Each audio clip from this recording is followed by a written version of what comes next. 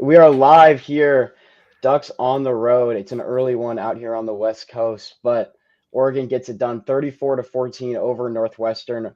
Owen, I know it was an early one for us out here in Eugene, but Ducks on the road, able to, after a bit of a slow start, able to work things out and overall play a really strong game against Northwestern. Where are you kind of feeling immediately after this game here?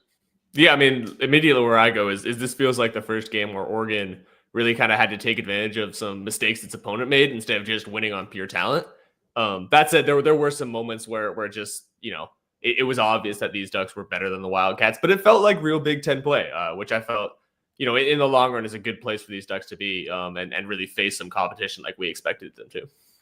Exactly. I think that's what we were really looking for Oregon to come out of this week with, just in terms of before they have to go to Penn State here in a couple weeks, get some Yeah. experience playing on, even though it's not going to be quite the same scenario when you're playing, in that converted stadium for Northwestern on the lake as when you're going into Beaver Stadium at Penn State. But still, just getting experience on the road, it's an early start, so that's also a challenge for the Ducks as well. Yeah. But overall, I think they come out looking pretty solid out of this. Oh, and I know you got the box score pulled up. You want to go down, kind of give us a rundown of who kind of stood Yeah. out to you on that box score?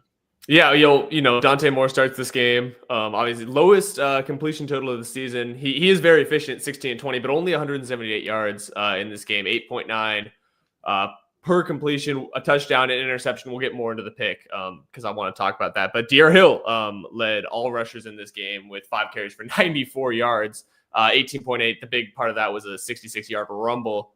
Just got outside, sprung a block. Nobody stopped him. But, this was big because Noah Whittington was not in this game. He was questionable and I don't think had a snap at all. No. And so really it was running back by committee. Jaden Lamar stepped up. Jay Harris stepped up. Jordan Davison, once again, looked really great in short yardage situations. Malik Benson leads all receivers, regardless of team, 62 yards, including that really nice Dante Moore rollout completion over there right on the sideline. And then 2 picks for the Ducks in this one. Jerry Mixon gets his second in 2 weeks, and Bryce Betcher gets the one that really changed the game early for the Ducks. Yeah, we saw Dante able to work it out to a number of different skill position players, but I think it's interesting to see Malik Benson continue to come up as that kind of top receiver in this offense for him. I feel like DeCorian Moore is the leader in targets, got 7 targets for him, even with either even in catches, but Benson getting some of those bigger plays downfield. I think he's a really nice option as that secondary because you can see they're kind of going to Moore as that, hey, you're the number one. We're going to be able to kind of attack with your skill set out there. But Benson gives them a really nice secondary option who can kind of, as we saw last week, take the top off the defense, but do a lot of other really dynamic things within this offense. Yeah, I mean, I think where he really shown there was a couple of nice sideline catches where he was just there for Dante kind of when he got through his reads and stuff wasn't there for him. And he's just, I think it's part of the fact that he's played so much football. And you see that now. So that just necessarily isn't something that DeCorian Moore has yet. He just has the ability to get open. Malik Benson's really great kind of deeper into the play. Yeah, that was something they talked about over the summer when I talked to Malik Benson at Media Day, was that him and Dante have been able to find that connection, and he's kind of been able to find that connection with the quarterbacks. He was able to really become a leader within that receiving room pretty quickly. So I think that just kind of stands out in terms of the kind of personality the guy like Malik Benson has, where he can, he's jumping from place to place, but he's able to, kind of ingratiate himself into the offense pretty quickly and kind of be able to find that connection with the starting quarterback. Yeah. And I do want to get back to Dante Moore a little bit in this game because he was very efficient, and this felt a little bit more like a Dylan Gabriel game where, the shots downfield maybe don't work out. Maybe we're not making the best decisions, but I look up at a point and I say, hey, like, listen, in the second half right now, he doesn't have an incompletion. And that's exactly what Oregon needs in this game, because this isn't a game where they're trying to blow the doors off Northwestern necessarily. It's a game where you're just easing away. And it's milking the clock that really works. And that's the style of quarterback that operates well in this offense in this situation. The pick was tough, but it was interesting because he made that throw to Malik Benson last week against Oklahoma State over the linebacker, but it just felt like the linebacker was more aware this time, and he couldn't get it up and down. I don't know, maybe if the wind had something to do with it too. I was a little bit curious what you thought of the pick. Yeah, the throw just didn't quite get there. It was a really, I don't know the name on that Northwestern linebacker there, but it was a terrific job by him. You could see the defense playing a Tampa 2 coverage where he's the middle linebacker, has to kind of run the seam and run that post as a rail down the middle there. he gets back in coverage, sees Dante Moore's eyes the whole time, and then a really athletic play to get up and go get that ball. I mean, I think it was underthrown. I don't know if the wind could have affected that at all. Just probably wasn't it would have been a very, very tight window to hit anyways. The safety was kind of coming over the top as well. But just not a less than ideal decision making there, but also a rare kind of miss from Dante Moore in this game. I was gonna say like we haven't seen him make that kind of mistake yet this year. Exactly. That's why it stood out. You're allowed to make that mistake because you can take a little bit more risk there when you're already up in this game, like the way the Ducks were. So, and we saw him make some terrific throws other places in the game. I think the arm talent is still very much there, and I'm not worried about that one interception. It was an aggressive play, but those kind of things can happen sometimes when you have an aggressive quarterback. Absolutely, and so if we get into this little offensive start here, like does that concern you? The fact that these Ducks, like we didn't see the rushing attack really get going that early. You had to rely on some explosive plays to really and the pick from Betcher to kind of step away from Northwestern and prove that you really are better. Especially after how explosive the last game got off to in terms of its start, and not just obviously the first drive, then Noah Whittington takes it, then they get it back one play, and Decorian Moore goes for a huge touchdown. So the offense has at every point in this season just the first team offense at least marched straight down the field. I was slightly surprised to just see a punt in the first place, but like you said, I was Oregon's run game just didn't really have it didn't really feel like it had a lot of juice today until De'Aaron Hill got in there. I think Jaden Lamar is a very good running back, and he carried the ball well a couple times early in the game, but he was held to around like 3 yards per carry or so, not super great efficiency, and I think that wasn't his fault. Northwestern's defensive line just did a pretty good job. I'll have to go back and watch it, but I don't know if Dave Iuli really had a great game out there at right guard. It seemed like they were getting penetration like on him in the run game. The interior of Oregon's offensive line, it has been such a strength early so far this season in creating those gaps in the run game. It seemed like they didn't have their best day necessarily, and it looked like it was their first time playing, even if it is Northwestern, like a legitimate competition, at the Power 4 level. Although Oklahoma State is that, by a couple of those shots early in that game killed so much of the energy for that team that I don't know if most of that game they're really playing against what Oklahoma State truly can even be.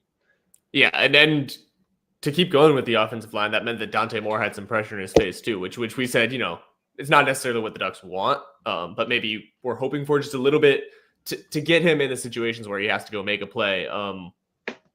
And he didn't on that first drive. He had pressure in his face, couldn't complete the check down, but kind of stepped up and made those plays. At the end of the first half, there was the 4-minute drill, which he's, it's the second or third time he's managed the clock just excellently for this team, and left them with 31 seconds on the clock by the time Jordan Davison punched it in, or Jaden Lamar rather punched it in, and they couldn't do anything, kneeled it out.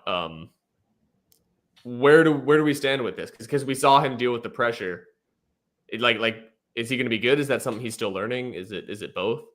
Yeah, I was really impressed today by Dante Moore's ability to operate in some of those situations. This is what we were talking about on our show last week, was that we do want to, what does it look like when he has to drop back on 3rd and 8, 3rd and long, and kind of read out some of these situations as a true quarterback. And when you're not getting those easy looks and those easy reads within Will Stein's system, and when some of those weren't there today because Northwestern was doing a really good job rallying and tackling to keep Oregon's receivers to short gains and the short yardage passing stuff. Dante Moore looked really, really good. Kind of learned from that one early, got pressured, hit a check down to Davison.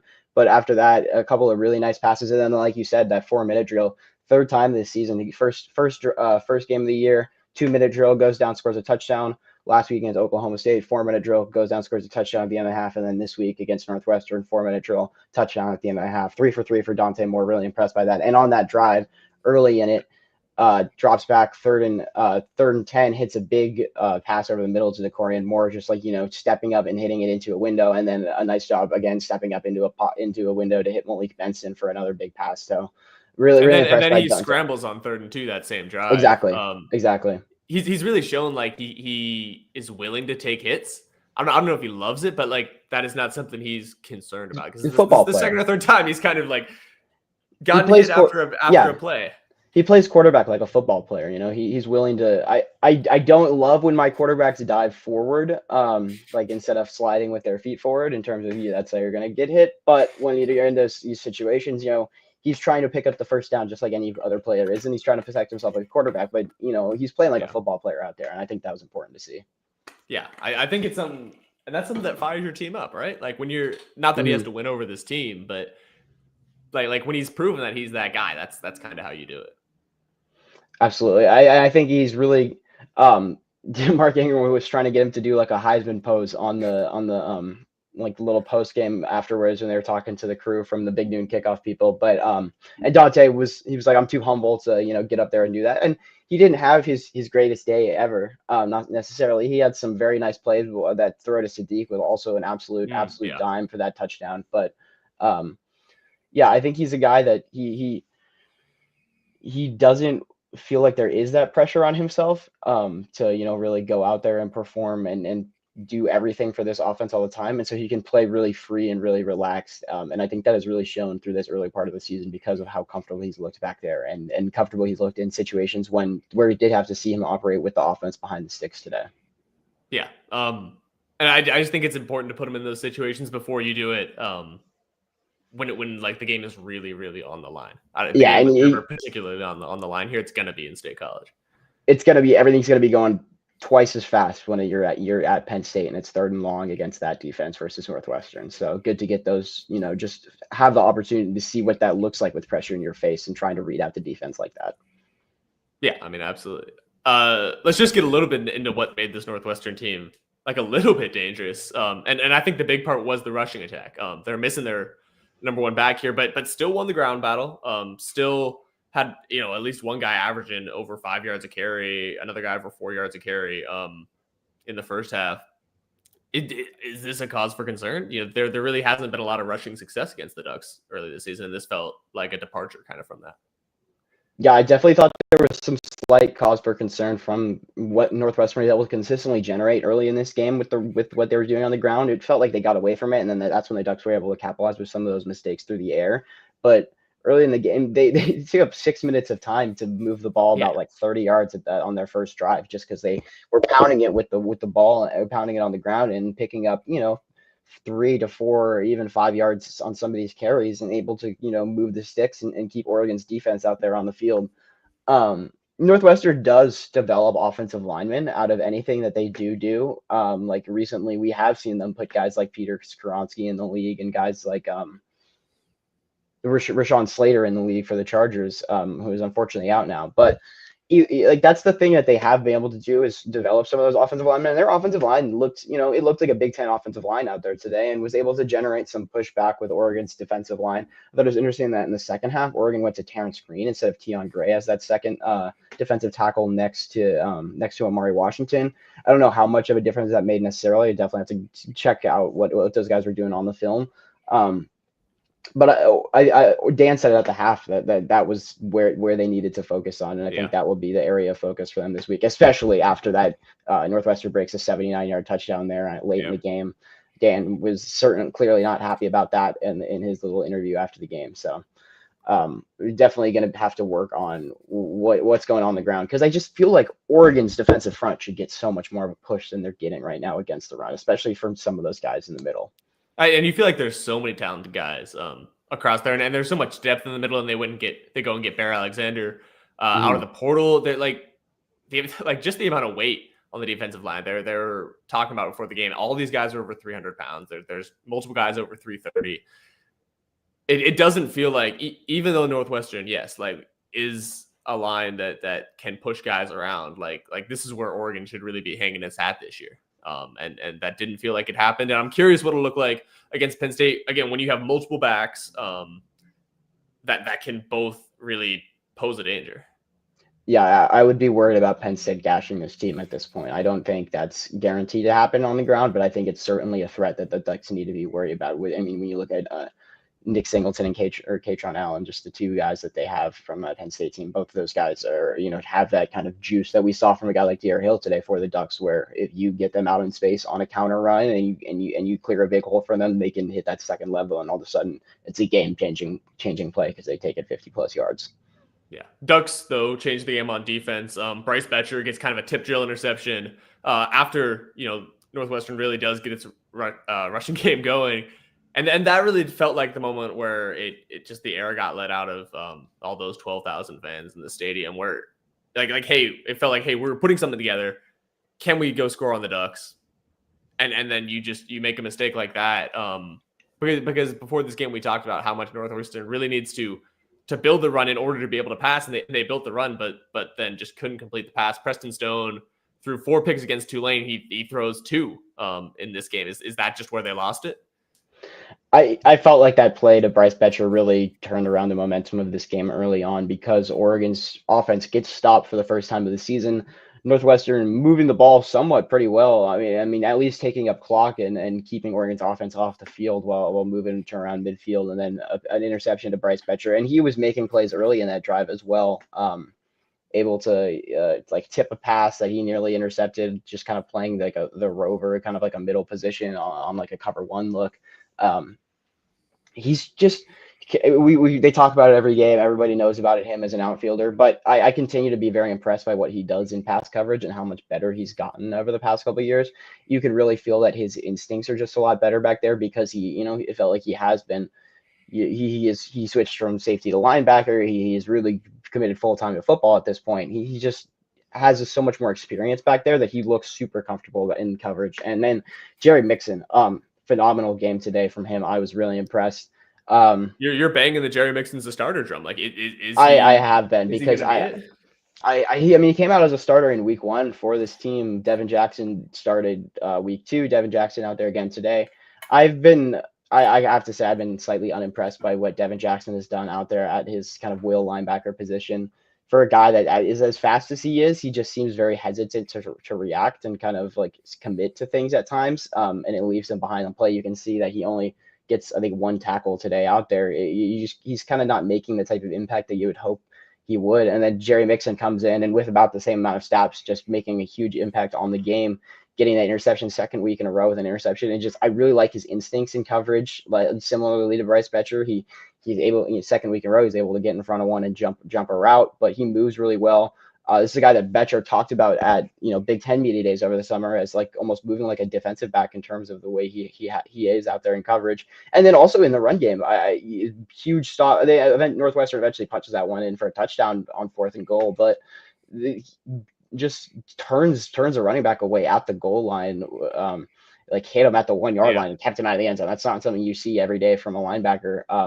And then another one earlier on that drive is a 3rd down, and he gets in, or not on that drive, but a different drive where Northwestern was backed up. They ended up going for a 4th down, and Oregon gets a big stop because of Amari Washington. But Bryce Betcher, or not Bryce Betcher, but Jerry Mixon on that first one gets in there on 3rd down, and he's immediately in the backfield, just kind of jumps the play, recognizes it really well, and able to impact it and force the ball carrier into another defender to help get that stop. So I've been really impressed by him. I think he could take this Oregon defense to the next level if he continues to get more snaps going forward. Yeah, and I think part of it is you want to pick the guys that work together well, too. Mm-hmm. And it seems like Betcher and Mixon are the guys that really play off together well. You kind of see on some of these tip drills, they just feel like, they don't end up in the same space as each other. They end up playing off each other really well. They communicate well. Betcher, we know, is the guy with the green dot, but Jerry Mixon is able to work in there. And I feel like when you're talking about the starting lineup and you have guys who are similar athletically, that's where you want to go. You want to say, hey, like which ones of these guys work together the best? Mm-hmm. And with that tip drill from Betcher, I think that just speaks to him being able to be in the right place at the right time. I think that's something he's improved on so much. When he first played as a linebacker 2 seasons ago, he was really wild, kind of all over the place. Was good as a blitzer off the edge, like kind of bringing him on blitzes sometimes, just because of how much energy he brings. But would get faked out in pass coverage sometimes. I think he continues to find himself at the right play, in the right point at the right time. We saw it today, making multiple plays in pass coverage to break ones up, and I think that's something Jerry Mixon does really well as well. Those are how you make those plays at linebacker. Just knowing where you're supposed to be and being somewhere where you can impact the game. Absolutely. So just before we head to break here, where do we sit with these Ducks? Because, I don't think you can say anything but that this was a good win for Oregon. It was still decisive. It was still over before the 4th quarter. But maybe you just have a little bit of doubts on your mind. I felt like before this game, maybe the national opinion was swinging towards Oregon in that matchup in State College. You're saying, hey, maybe the Ducks really do have it. I feel like probably after this, it's absolutely going to be Penn State favored, but you just think that maybe Nittany Lions have that edge. Where are we? Yeah, we began to hear that talk that Oregon could sneakily be the best team in the country this season. In terms of just the way they dominated front to back against Oklahoma State, and that was not what we got today against Northwestern. It was a team that really had to struggle at sometimes on offense, needed to rely on their quarterback to be a playmaker and make some of those plays that not every quarterback can at the collegiate level. Um, but I think they should no doubt be a national championship contender still at this point. They should be able to go in there and compete against Penn State. I just have questions along the interiors of the line on both sides of the ball after today because I was not impressed by what I saw from Oregon's ability to run the football consistently and then their ability to stop the run consistently on defense. I think that certainly has to improve over the next couple of weeks, and I think that next week when they go to Oregon State, we'll get into that a little bit later. I think that's something they really have to show before you do have Penn State coming up here in a couple of weeks. Yeah, Ducks host Oregon State next Saturday. That's kind of where I sit. Is there the potential is obviously there, and we've seen it flash a couple times. Just wasn't there consistently in this game. We're gonna head to break here. We'll be right back. Talk a little bit about that Oregon State game, a little bit about Penn State. Close it out. See you in a minute. College football is even more exciting when you've got some action on the line, and the games are even better when you're cashing in. And the Voice of College Football is the place to be to get the greatest value. Start with my picks. 75% against the money line, 58% against the spread, and I've got a 40-plus year track record. 11-0 in the college football playoff for me last year against the money line, 8-3 against the spread. And I'm just the warm-up act. Steve Merrill of Wager Talk is our ace in the hole, show stopper. 7 years with the Voice of College Football, over 30 years in the industry. Steve gives us analysis on all the big games, but you can't miss Steve's weekly under-the-radar pick. 28-12 against the spread the last 3 years. You also get picks from some of our top analysts here at the Voice of College Football, including Corey Bratta, Matt Zemek, and Steve Dace. Check out those numbers. Become a YouTube or Patreon member for just $99 per month. Go to the main channel on YouTube, click join, and then select a betting tier. Do the same thing on Patreon. Make 2025 a winner now. All right, welcome back to Oregon Live at the Voice of College Football. I'm Owen Murray with John Evans, talking about the Ducks' 34-14 win over Northwestern. Go on the road for the first time this season. A little bit of a messy game for the Ducks, but they do close it out. We're going to talk a little bit more about what Oregon really did well in this game, just a little bit broader, and what they really do take from today, because next week is a rivalry game, but Oregon State is not great this year, but it's 2 weeks from now that the Ducks really have their eyes on. We're going to break down a little bit of whether the Ducks are ready for that, what really we need to see in these next couple weeks. John, I'll throw it to you here. What is the biggest thing the Ducks did well here? I was overall just really impressed by what Dante Moore did, and like I said, his drop back passing game in some of those longer situations, some of those 3rd and 8, 3rd and 10, being able to convert when the Ducks are behind the sticks.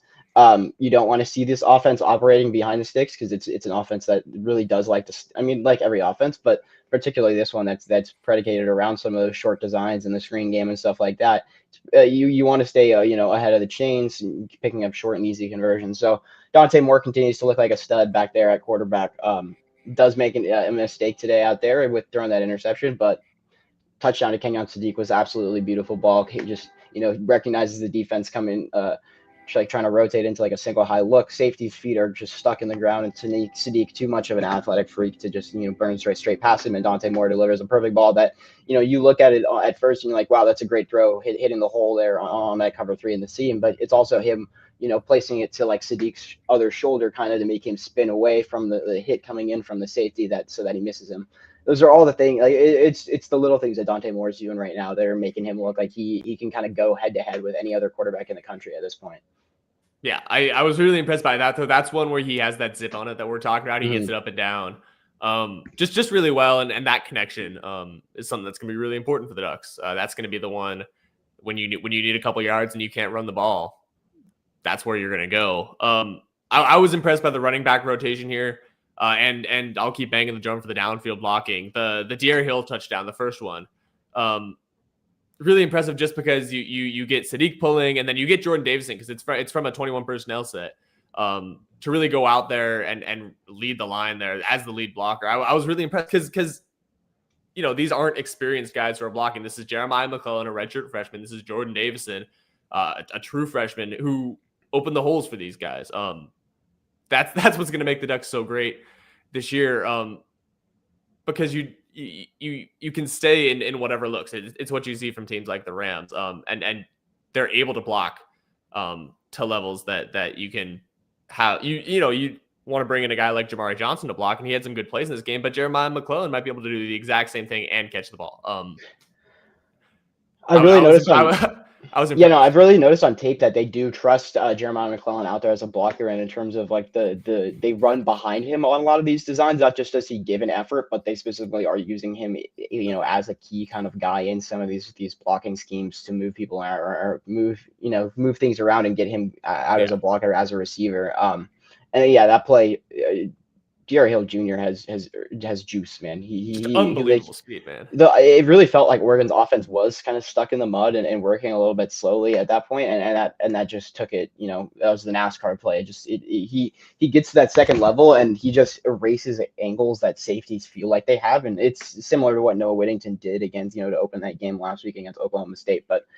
I think I hoped that he had gotten a couple more carries today. Obviously, excited for him, a guy who is from Illinois, to he had a bunch of family there. I know. So excited for him to kind of be able to have that moment, break that big touchdown. But I would have wanted to see him get more touches, honestly, because I think he can really turn things up in this offense. We've seen him use that as a lot of a gadget piece, but when some other gadget pieces we've seen at Oregon historically, those guys can kind of turn games around with just kind of that speed that they can. Once you get them on the outside, out in space, you make one guy miss and it's next level and they're gone.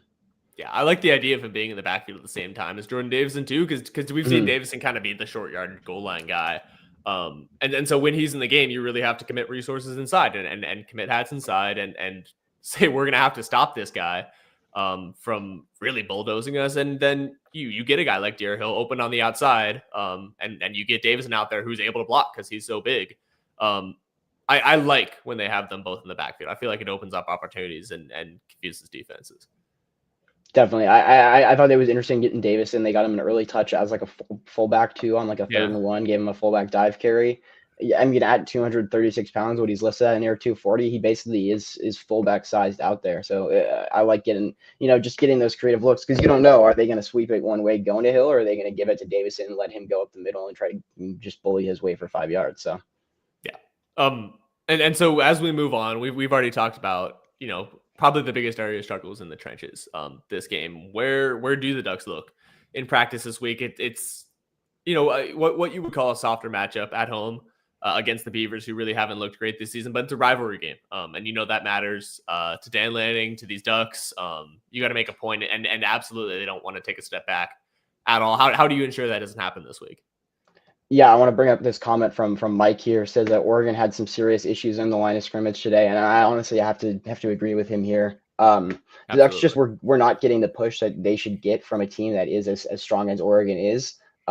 You have athletes that are just better than what Northwestern's guys are on the inside in terms of what Emmanuel Pregnon should be doing, in terms of what Amari Washington should be doing.